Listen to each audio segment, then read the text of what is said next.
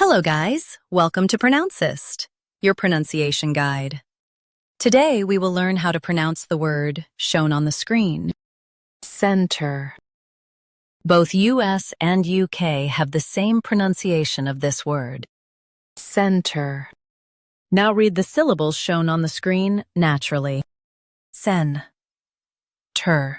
Center. Emphasize essen and keep ter soft. Sen. Ter. Center. Emphasize essen and keep ter soft. Sen. Ter.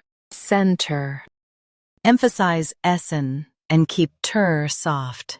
Sen. Ter. Center.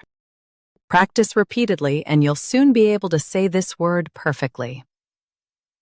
The best way to practice is to repeat the syllable multiple times. The meaning of the word is the middle point of something. Try repeating this word several times to improve your pronunciation. We post daily videos on useful and commonly mispronounced words to help you speak clearly and confidently. Like this video and subscribe to Pronouncist for more pronunciation guides.